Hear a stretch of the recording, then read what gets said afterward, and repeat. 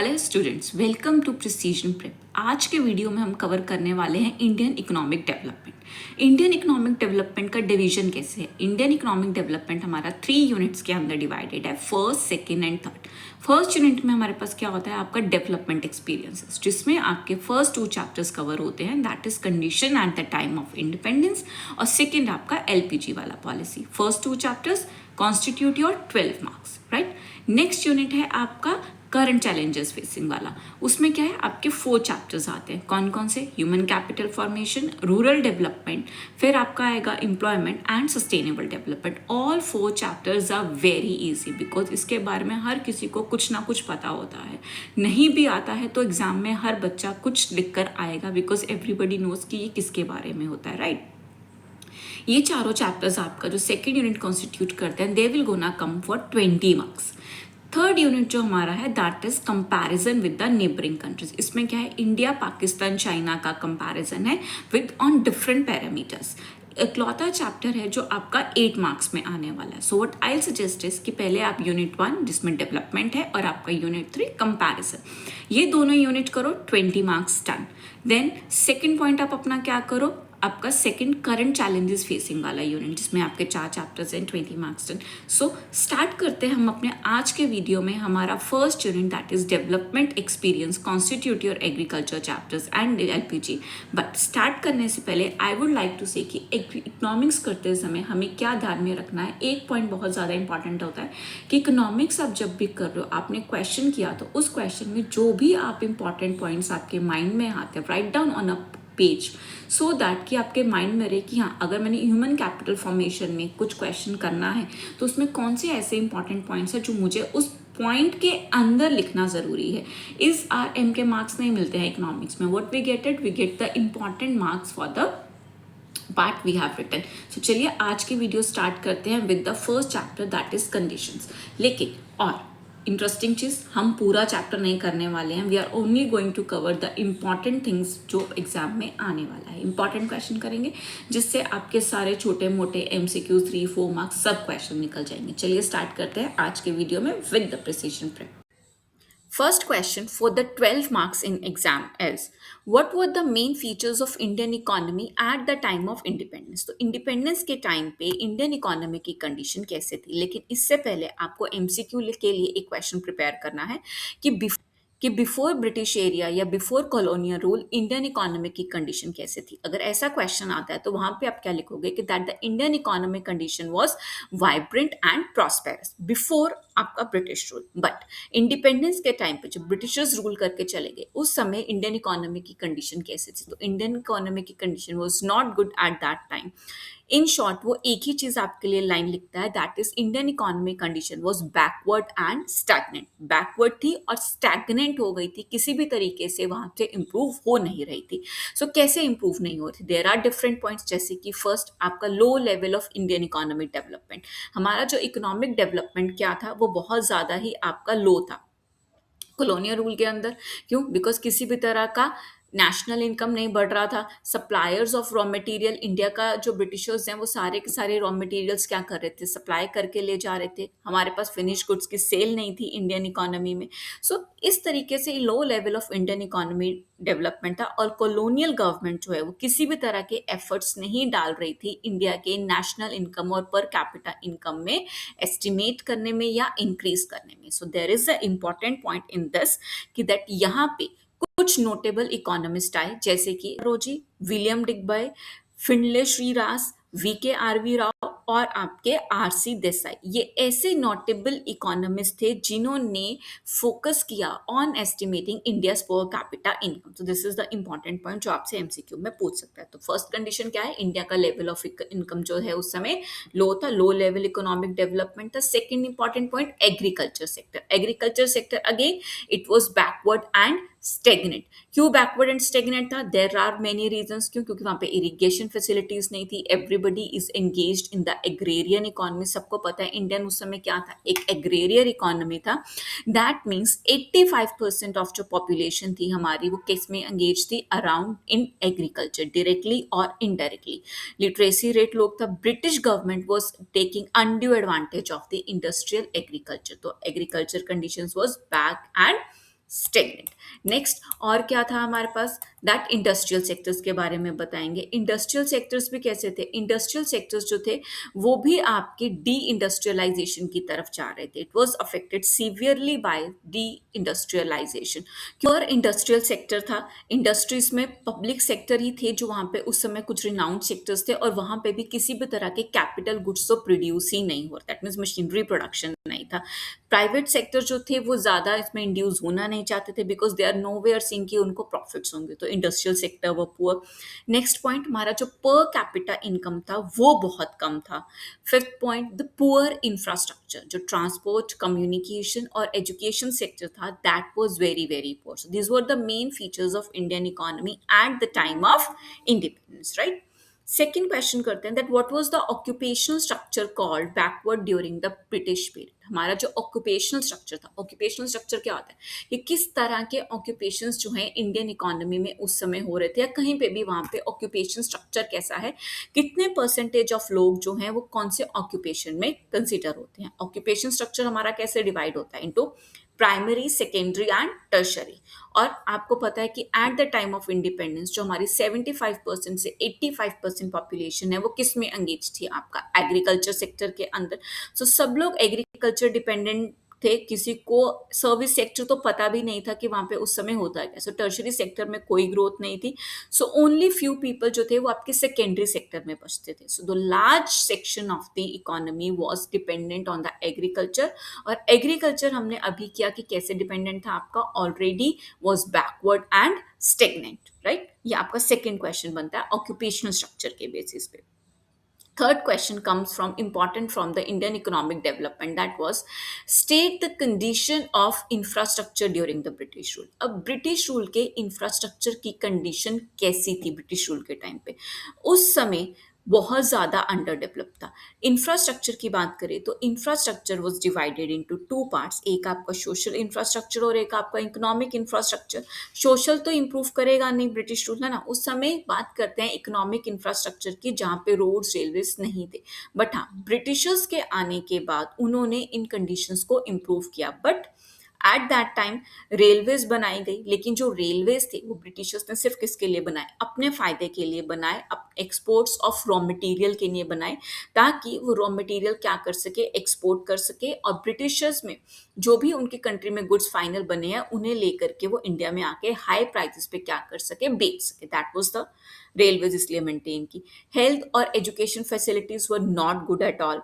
Communication system जो है वो बहुत ज़्यादा वीक था। सो these were the condition of the infrastructure eight the time of independence. So these were the important questions from the first chapter, that is condition of the Indian economy at the time of independence। But हाँ, इसके अलावा तीन चार और questions हैं that would I would like to add on, जो आपसे 3 और 4 marks में पूछे जा सकते हैं। Let's get started with those questions।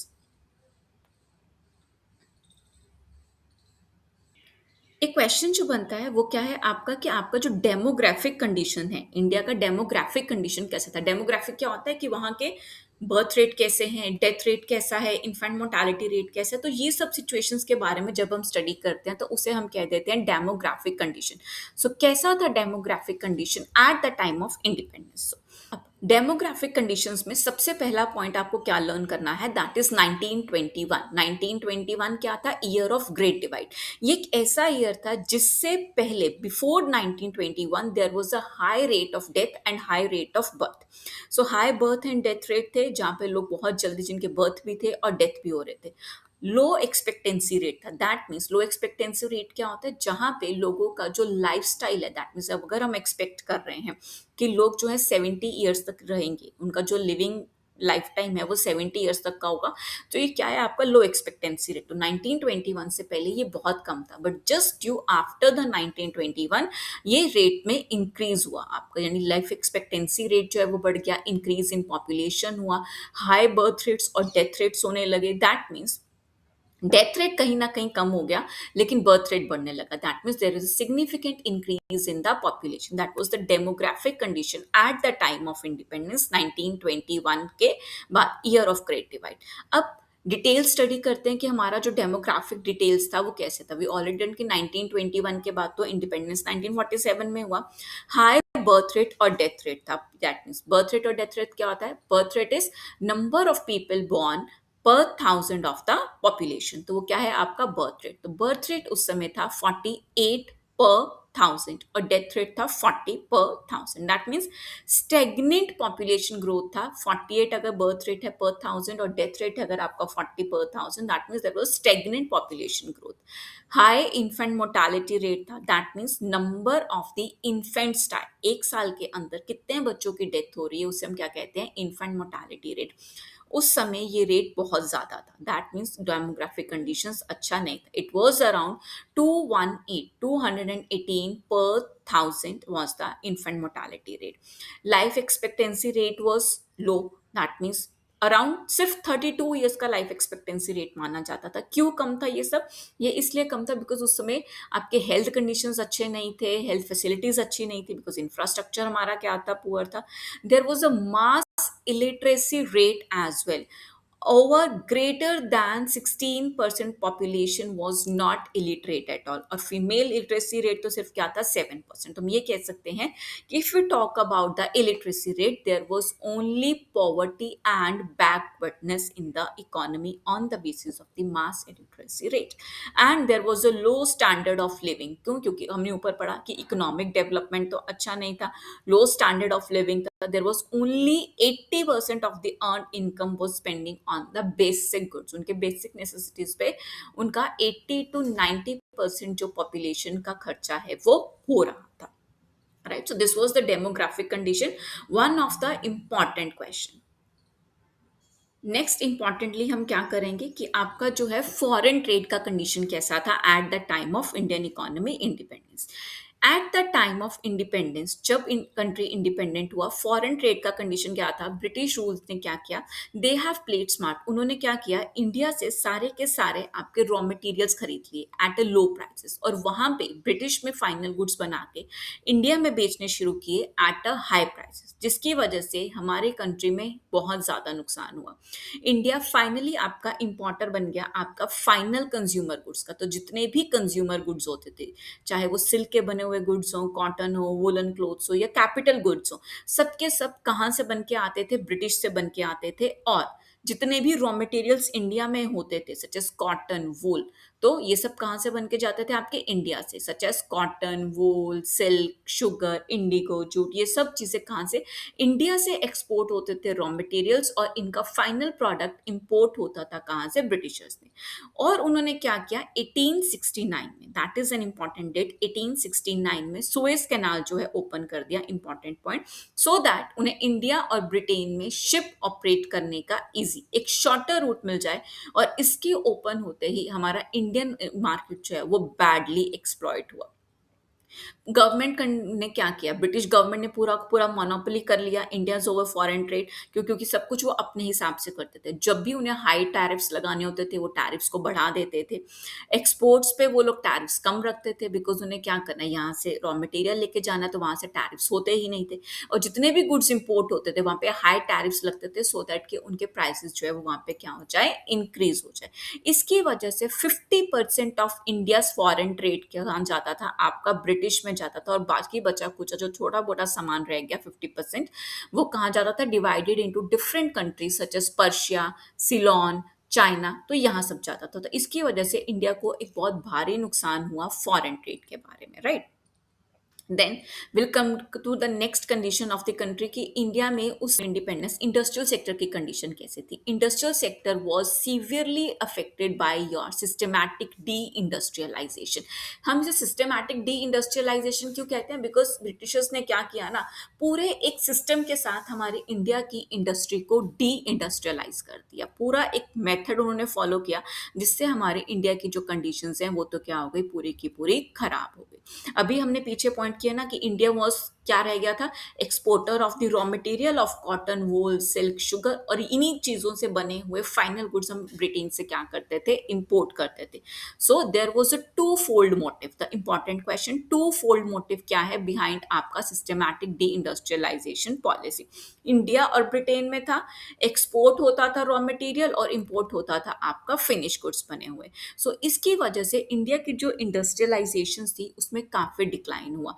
और सबसे ज्यादा नुकसान किसको पहुंचा? इंडिया के हैंडीक्राफ्ट इंडस्ट्रीज को, बिकॉज जो इंडिया में हैंडीक्राफ्ट सामान बनता था वो रीजनेबली स्लाइटली थोड़ा क्या होता था, एक्सपेंसिव भी होता था इन अराउंड ना। तो इंडिया हैंडीक्राफ्ट्स का सामान जो है, जितने भी गुड्स बनते थे वो डोमेस्टिकली इंडिया में और इंटरनेशनल मार्केट में बहुत अच्छे प्राइसेस पे बिकते थे। लेकिन जब इन्होंने ये पॉलिसीज इंट्रोड्यूस किया, इन्होंने डिमांड फॉर हैंडीक्राफ्ट्स को क्या कर दिया, बिल्कुल ही रिड्यूस कर दिया। अब क्या किया इन्होंने, इस डिस्क्रिमिनेशन पॉलिसी के अंदर बायस टैरिफ पॉलिसी लगा दिया। बायस टैरिफ पॉलिसी क्या होती है कि जो इंडियन का हैंडीक्राफ्ट्स है वो क्या हो गए, पूरे के पूरे आपके रुइंड हो गए इसकी वजह से। अब ठीक है, आपकी बायस्ड टैरिफ पॉलिसी कि हाई टैरिफ्स लगेंगे आपके exports of Indian handicraft good पे। तो उन्होंने क्या किया, टैरिफ्स लगा दिया एक्सपोर्ट ऑफ इंडियन, यानी आप इंडिया से अगर हैंडीक्राफ्ट गुड्स बना के गुड्स भेजोगे तो उस पर हाईली आपके क्या लगेंगे, टैरिफ्स लगेंगे। ड्यूटी फ्री कर दिया export of India's raw material, लेकिन इंडिया से अगर रॉ मटेरियल एक्सपोर्ट करोगे तो उस पर कोई टैक्सेस नहीं लगेंगे, कोई ड्यूटी नहीं लगेगी। लेकिन हैंडीक्राफ्ट्स भेजोगे तो उस पर भारी आपका हैवी ड्यूटी लगेगी, तो वो एक्सपेंसिव हो गया, यानी लोग करना ही बंद कर दिया एक्सपोर्ट। और जितने भी फिनिश्ड गुड्स हैं जो ब्रिटेन से इंडिया आ रहे हैं वो क्या होंगे, आपके फ्रीली एक्सपोर्ट होंगे, फ्रीली आप इंपोर्ट कर पाओगे। दैट मीन्स वहां से किसी भी तरह का आपको टैरिफ देने की जरूरत नहीं है। तो कंपैरेटिवली जो गुड्स ब्रिटेन से बनकर आ रहे थे वो चीप हो गए और इंडिया के बने हुए हैंडीक्राफ्ट्स क्या हो गए, एक्सपेंसिव हो गए। इंडियन हैंडीक्राफ्ट्स को एक टफ कंपटीशन मिला from the foreign goods and they could not survive in the market. So this was the main agenda of the bias tariff policy. Unfair competition था, second point. Unfair competition था क्यों, क्योंकि जितने भी goods India में बेचे जा रहे थे ब्रिटेन से बन के आए हुए, वो सारे के सारे आपके मशीन मेड गुड्स थे। दैट मीन्स चीप रेट मिलेगा, वहां पे लेबर कम है, मशीनी गुड्स बन रहे हैं तो कम रेट के हो गए। और वो सारे गुड्स कहाँ से आ रहे थे, आपके रेलवे से। तो रेलवेज में तो क्या होता है कि एक ही बार में बहुत सारा गुड्स जो है वो आपका कैरेज फॉरवर्ड हो जाता है, तो इसकी वजह से, कैरेज कम होने की वजह से उन गुड्स के प्राइसेस क्या हो गए, कम हो गए। और वेस्टर्न लाइफस्टाइल, जितने भी कॉलोनियल गवर्नमेंट थी उन्होंने प्रमोट किया वेस्टर्न लाइफस्टाइल को, जिसकी वजह से ब्रिटिश गुड्स की डिमांड बढ़ी। और सबसे पहले जो ब्रिटिश गुड्स की डिमांड थी ये किसने बढ़ाई, आपकी जमींदार्स ने। This was the condition of the Indian handicrafts eight the time of independence, जो करना बहुत ज्यादा जरूरी है। एक बार हम एग्रीकल्चर भी कर लेते हैं डिटेल में कि क्या था। एग्रीकल्चर का कंडीशन हमने क्या किया, स्टैग्नेंट था, बैकवर्ड था। क्यों था, क्योंकि एक तो क्या रीजन था सबसे बड़ा इसका कम होने का, that is the land revenue system. Land revenue system क्यों, बिकॉज वहां पे जमींदारी सिस्टम था, या जिसको हम क्या कहते हैं, लैंड सेटलमेंट सिस्टम था। जमींदार क्या करते थे, they were the owners of the land, और सारा का सारा रेंट वो कल्टीवेट करते थे, कहाँ थे, कलेक्ट आपके टिलर्स ऑफ द लैंड से। तीन पार्ट्स में आपका थ्री टायर सिस्टम था ये, जहाँ पे सबसे पहले फार्मर्स थे जो लैंड पे सारा का सारा प्लोइंग, क्रॉपिंग, ये सब काम करते थे। वो ये सब अर्न करके किसको देते थे, आपके जमींदार को, और जमींदार इन रिटर्न किसको टैक्स देते थे, ब्रिटिशर्स को। There was a three fold system. यहाँ पे जो आपके जमींदार थे उनको एक सर्टेन और स्पेसिफाइड टैक्स पे करना पड़ता था, ये सम ऑफ रेवेन्यू पे करना पड़ता था, किसे, आपका कॉलोनियल गवर्नमेंट को। जिसकी वजह से एग्रीकल्चर लैंड सिर्फ क्या रहेगी, उनके लिए एक इनकम रहेगी। कॉलोनियल गवर्नमेंट और जमींदार किसी भी तरह का कोई भी आपका एफर्ट डाल के राजी नहीं थे लैंड के कंडीशंस को इंप्रूव करने के लिए, बिकॉज सारा का सारा काम तो किसे करना है, फार्मर्स ने, टिलर्स ऑफ द सॉइल ने करना है। तो ये सारा काम वो खुद करते थे। जमींदार सिर्फ उनसे क्या करते थे, अपना रेंट कलेक्ट करते थे और अपना पार्ट रख करके किसको देते थे, ब्रिटिश गवर्नमेंट को। तो they are not taking any effort to improve the condition of the land, neither they are taking any attempt, not focusing on the development of agriculture. So the very important point for the not good condition of the agriculture. Second, Indian agriculture की जो dependency थी वो monsoon पे बहुत ज़्यादा थी, because उनके पास अच्छे इरिगेशन फैसिलिटीज़ नहीं थे, टेक्नोलॉजी एडवांसमेंट्स नहीं थे। सारा का सारा जो एग्रीकल्चर प्रोडक्शन है वो किस पे डिपेंड करता था, आपका मॉनसून के ऊपर। There was a adverse bad condition for the Indian farmers. Lack of resources, they do not have any kind of technology, any kind of land settlement system or any kind of the irrigation facilities, तो जिसकी वजह से agriculture conditions बुरे हो गए।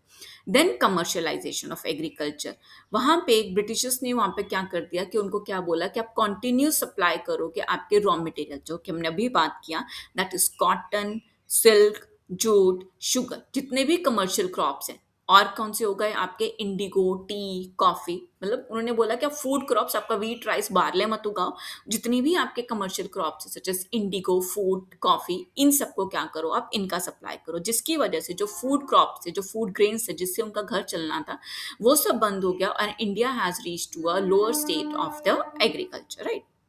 So these were the conditions of the Indian economy at the time of independence.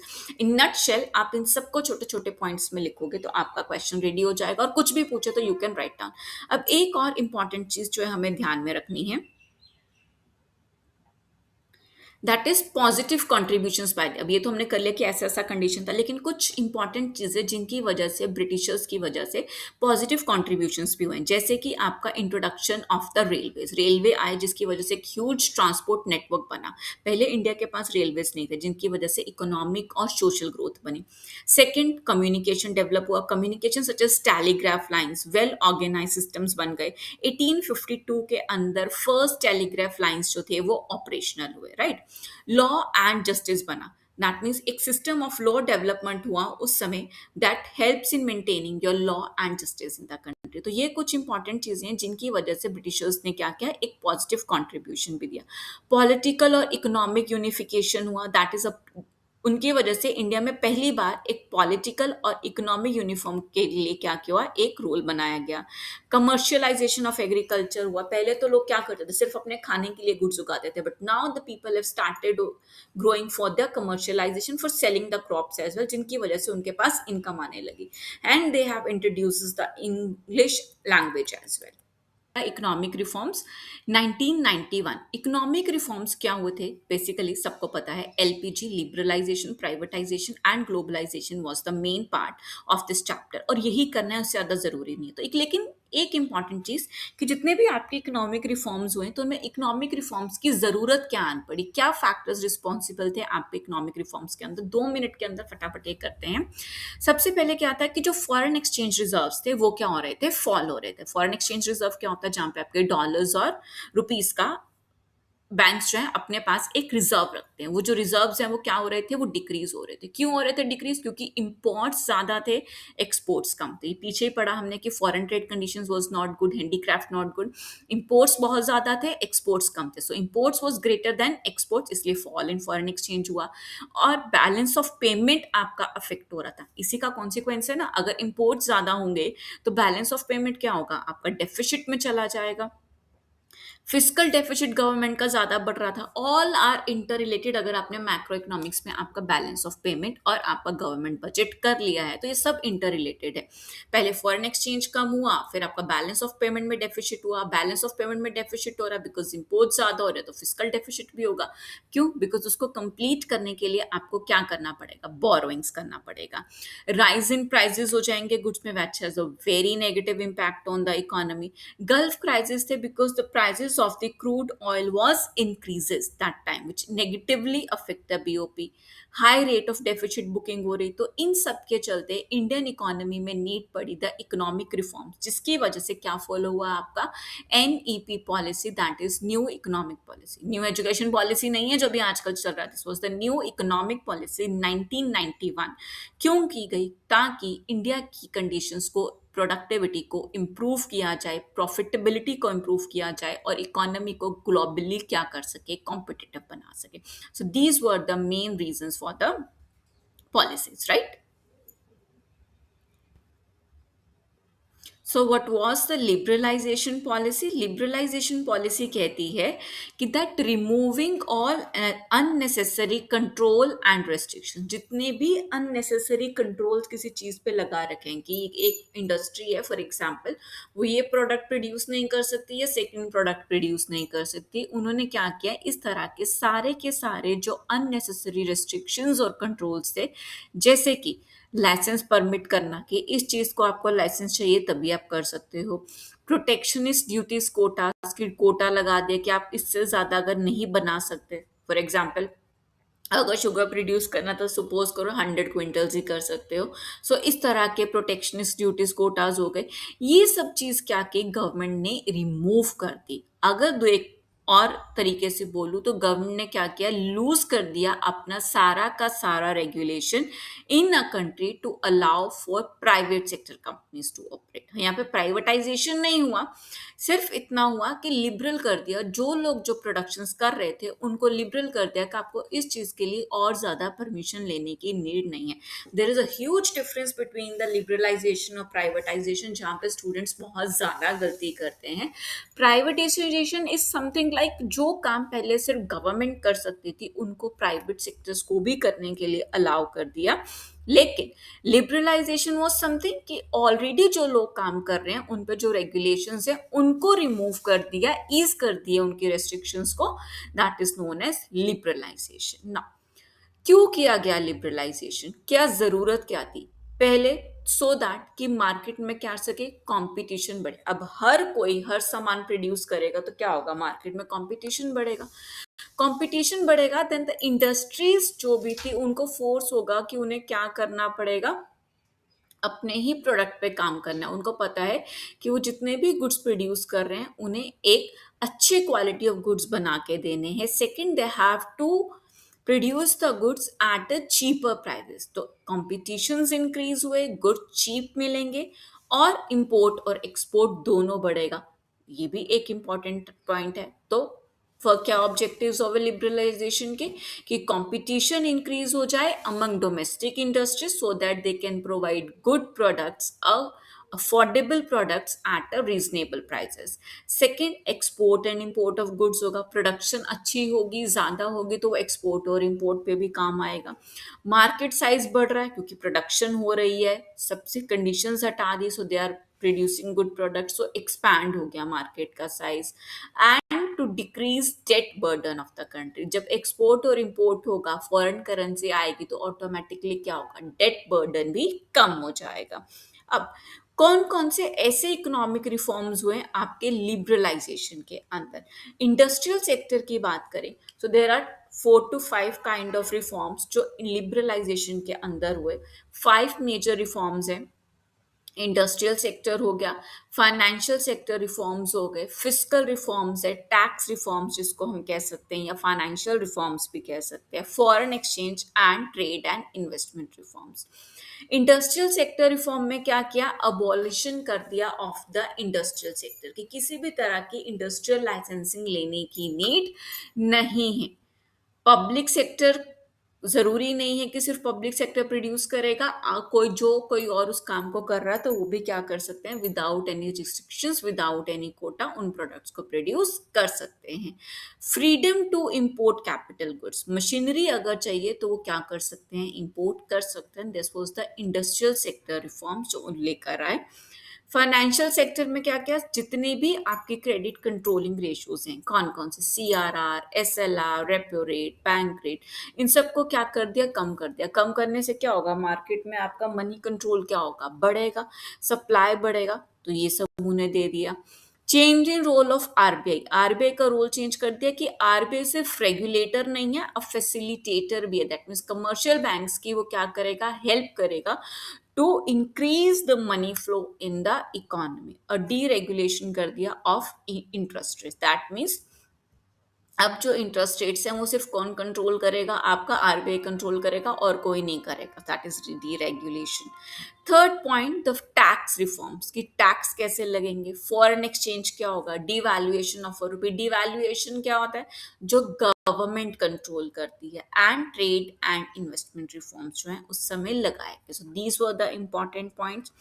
Privatisation हो गया। Privatisation क्या होता है कि जो काम सिर्फ अभी गवर्नमेंट कर सकती है उनके लिए प्राइवेट सेक्टर्स को भी क्या कर दिया, ओपन कर दिया, that they can operate in the private sector. Right. अब पॉलिसीज क्या अडॉप्ट की गई कि contraction of a public sector, सिर्फ पब्लिक सेक्टर नहीं करेंगे, अब प्राइवेट सेक्टर भी कर सकते, दैट मीन्स लिमिट कर दिया गया। Abolition of ownership of government in the management, कि गवर्नमेंट जो है किसी भी तरह का मैनेजमेंट नहीं करेगी पब्लिक में। And sale of shares of public enterprises, जिससे हम क्या कहते हैं, डिसइन्वेस्टमेंट भी कहते हैं, that is sale of shares of the public enterprises. तो ये ध्यान में रखना है। और अगर डिटेल में करें दो तरीके से हो सकता था। एक तो क्या था कि sale of public sector units to private sector. Government ने क्या किया, जितने भी पब्लिक सेक्टर यूनिट्स है, देन दे आर थिंकिंग कि वो लोग ऑपरेट नहीं कर पा रहे हैं या उनका इनएफिशिएंसी है, उन्हें क्या किया, प्राइवेट सेक्टर्स को क्या कर दिया, सेल आउट कर दिया। और पब्लिक गवर्नमेंट ने क्या किया, उनसे अपना विड्रॉ करा लिया। दैट मीन्स उन सेक्टर में क्या कर दिया, डिस इन्वेस्टमेंट कर दिया। जब भी गवर्नमेंट अपने शेयर विड्रॉ कर लेती है फ्रॉम द पब्लिक सेक्टर, उसे क्या कह देते हैं, डिस इन्वेस्टमेंट। तो गवर्नमेंट ने क्या किया, डिस इन्वेस्टमेंट कर दिया। अब क्या जरूरत पड़ गई प्राइवेटाइजेशन की, क्यों, सो दैट की एफिशिएंसी और कॉम्पिटिटिवनेस इंक्रीज हो पाए। This was the first objective of privatisation, so that, क्योंकि प्राइवेट सेक्टर्स को क्या चाहिए, उनको मतलब है अपने प्रॉफिट से। तो उनको, गवर्नमेंट को ये था कि जितना हम प्राइवेटाइजेशन करेंगे उतने ही लोग क्या करेंगे, एफिशिएंसी और कॉम्पिटिटिवनेस ज्यादा देंगे। तो ये हो गया। सेकेंडली, इंडस्ट्रियल मैनेजमेंट ज़्यादा होगा, ज़्यादा से ज़्यादा फॉरेन करेंसी मार्केट में आएगी, और क्या होगा, ऑप्टिमम यूज होगा किस चीज़ का, आपके रिसोर्सेज का। So these are the things हमने अभी डिस्कस किया कि व्हाट वर द मेजर्स में एक तो आपने क्या कर लिया, डिसइन्वेस्टमेंट। जब गवर्नमेंट क्या करेगी, अपने सेल शेयर कर देगी, अपने प्राइवेट पब्लिक सेक्टर में से अपना शेयर सेल कर देगी, that is known as private sector. Public sector को कॉन्ट्रैक्ट कर दिया। पब्लिक सेक्टर कैसे कॉन्ट्रैक्ट होगा, everybody is allowed to produce those goods जो सिर्फ क्या करते थे, पहले पब्लिक सेक्टर्स प्रोड्यूस करते थे, उन्हें भी अलाउ कर दिया। तो that is known as contraction of the public sector. Sale of shares of public sector कर दिया। और गवर्नमेंट ने क्या किया, सिक इंडस्ट्रीज, दैट मीन छोटे छोटे इंडस्ट्रीज बनाने शुरू कर दिया। तो इस वजह से जो उनका गवर्नमेंट का प्रोडक्शन था, इकोनॉमी में प्रोडक्शन था, वो क्या हो गया, इंक्रीज हो गया, राइट। अब इन रिफॉर्म्स की वजह से बहुत से जो कैपिटल आपके पब्लिक सेक्टर्स थे वो भी क्या हुए, सपोर्ट हुए। जैसे कि the important point, Navratna, BPCL, MTNL, book में आपके पास नवरत्न, महारत्न और मिनी रत्न, इनका जो एक छोटा सा पैराग्राफ है वो जरूर करना है, that is an important point. Next आते हैं आपके किस पे, हमारे ग्लोबलाइजेशन के, one of the important point. और उसके बाद क्या करेंगे, आपका WTO, then set end of the chapter, right. अब ग्लोबलाइजेशन क्या होता है कि when the government allow to sell the goods and services across the world, उसे आप क्या कहते हो, ग्लोबलाइजेशन। ये सबको पता है, लेकिन ये तो पहले भी था। और ऐसे गवर्नमेंट ने क्या चेंजेस किए इस पॉलिसी के अंदर, इसमें गवर्नमेंट ने क्या किया कि ट्रेड बैरियर्स को क्या किया, रिड्यूस कर दिया। Free of capital, free flow of capital होने लगा, टेक्नोलॉजी फ्लो होने लगा, and there was a free movement of the goods as well. Movement and flow of the technology दोनों चीजें थी जो यहाँ पे आ गई, which was a good part on the part of economy. Globalization में ही there is another important point, that is outsourcing. ये एक ऐसा सिस्टम था बिजनेस हायरिंग का जहां पे बीपीओ सुना है सबने। बीपीओ में क्या होता है कि अगर एक कोई कंपनी है, फ्रॉम फॉर एग्जांपल जियो है, अब जियो का सिम सबको यूज करता है, हर किसी को क्या करना है, कंप्लेंट करना है। तो क्या करेगा, हमेशा जियो के ऑफिस में थोड़ी ना कॉल करेगा। अब जियो अपने हेड ऑफिस में, जो उनका इन हाउस ऑफिस होता है, वहां सबको थोड़ी ना बैठेंगे। वो क्या करते हैं, अपने काम को अलग अलग किसी को कॉन्ट्रैक्ट देते हैं कि ये हमारा बिजनेस है, अब ये कॉलिंग सेंटर आप संभालो। जियो का एक अगर मेन हेड सेंटर आपका मुंबई के अंदर है, तो ऐसे बहुत से कॉलिंग सेंटर आपके देश के हर कोने के अंदर है। सो वो लोग क्या कर रहे हैं, अपने काम को आउटसोर्स कर रहे हैं कि मंथली हम आपको इतना देंगे, बाकी आप अपने अकॉर्डिंगली अपना कट रख के अपना प्रॉफिट अर्न कर सकते हो। That's a system of hiring business services from outside the world, जितना भी लोग आसपास करते हैं। इंडिया में बहुत से ऐसे इकोनॉमीज हैं, केपीओ इंडस्ट्रीज हैं, बीपीओ इंडस्ट्रीज हैं, जो बाहर का काम ला करके यहाँ कर रहे हैं। They are getting the income from them, और वहां से हमारे इंडिया में क्या कर रहे हैं, आगे जॉब्स दे रहे हैं। So what they are running on, simply on the model of profitability. So outsourcing दे दिया। अब आउटसोर्सिंग का मेन एडवांटेज क्या होता है ना, कि easy availability of cheap labour मिल जाता है, क्योंकि जो भी वहाँ का रेजिडेंट है और वहाँ पे रह के ऑपरेट कर रहा है, उसको पता है कि कितने में उसको लेबर मिलेगा, कितना ट्रांसपोर्टेशन जाना पड़ेगा, इलेक्ट्रिसिटी कितना है। So they have knowledge of everything, तो अवेलेबिलिटी ऑफ चीप लेबर है। वहाँ के आदमी को पता है कि वहाँ का क्या काम करने के लिए कैसी डिग्री चाहिए, तो रीजनेबल डिग्री ऑफ स्किल है। वर्जिन मार्केट है क्योंकि मार्केट में अभी कोई है नहीं, तो उसको पता है। कॉम्पिटिटिव्स कम है, abundant availability of the raw material है, इसीलिए outsourcing is a good part and the important part of globalisation, जिसको हमें छोड़ना नहीं है। बहुत से पॉजिटिव इफेक्ट्स भी हुए ग्लोबलाइजेशन के, जैसे कि new and flexible production methods हुआ, बिकॉज बाहर से टेक्नोलॉजीज भी आ रही थी, जो काम इंडिया को नहीं पता था वहां से उन्होंने टेक्नोलॉजी लाके शुरू किया। फॉरेन कैपिटल, बहुत से लोगों ने आके इंडिया में इन्वेस्ट भी किया, that is raise of the foreign capital. Qualitative improvement हुआ और एम्प्लॉयमेंट जनरेट हुआ, तो ये सब चीज़ें जो है इंपॉर्टेंट पार्ट हुआ। But there was negative points as well, जैसे कि डोमेस्टिक इंडस्ट्रीज एक्सप्लॉइट होनी शुरू हुई, बाहर से सामान आ रहा था, machine made goods, that was the goods ऐसे थे जिनकी क्वालिटी कंपैरेटिवली अच्छी होती थी या फिर वो चीप होते थे।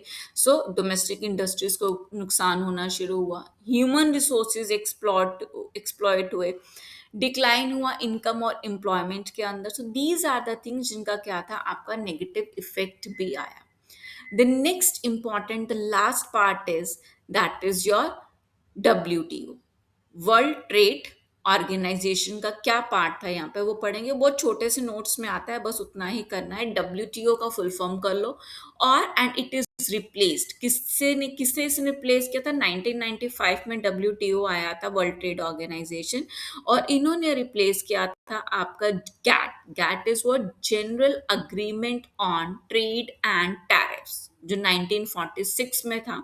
सो 1995 में WTO ने आके इसे रिप्लेस कर दिया, और इसका ऑब्जेक्टिव क्या था? सो दैट कि जितने भी ट्रेड्स हैं वो फ्री फ्लो स्मूथ करें, freely, fairly, predictably in the market. That was the objective of WTO। WTO important है, छोड़ के नहीं जाना है, छोटा है, बट हाँ छोटे मार्क में करोगे मोर देन सफिशिएंट है। मैनी टाइम्स देखा गया है कि WTO से केस बेस्ड क्वेश्चन आता है, तो केस से सारा आंसर नहीं आता, इसलिए WTO करना जरूरी है। वो पूछ लेते हैं कि about which organisation they are talking about, तो उसके बारे में आपको सारा लर्न करके रखना है। और अगर उसके बारे में आएगा, जैसे ऑब्जेक्टिव्स पूछा है या इंपॉर्टेंस पूछा, तो वो आपको लिखना है। दैट इज WTO के बारे में। WTO का सिंपल एक ही ऑब्जेक्टिव था, to have a free flow smooth trading. जितना भी मार्केट में ट्रेड है गुड्स एंड सर्विसेज का, वो फ्री हो, स्मूथली हो और प्रिडिक्टेबली हो। एडमिनिस्ट्रेटिव WTO कौन कौन से फंक्शंस परफॉर्म करता है? Number one, administrating WTO agreements. जितने भी WTO के ट्रेड अग्रीमेंट्स हैं उनको यही एडमिनिस्ट्रेशन करता है। They acting as a forum for the trade negotiations, monitor और रिव्यू करता है नेशनल ट्रेड पॉलिसीज को, कॉपरेट करता है with other international organisation and technical assistance provide करता है to other developing nations as well. So these were the questions from the first two chapters, और we can say the first unit, that is of 12 marks. इन्हें कर लो, आपके 12 marks short होने वाले हैं। Next class में we will be doing our comparison of India, Pakistan and China, 8 mark का question. If you are liking my videos, अगर आपको समझ में आता है, अच्छा लगता है, तो प्लीज मेरे वीडियो को लाइक करो, शेयर करो, सब्सक्राइब करो, प्लीज कमेंट करो कि अगला वीडियो आपको किस टॉपिक पे चाहिए। I will take that video for you. Thank you so much.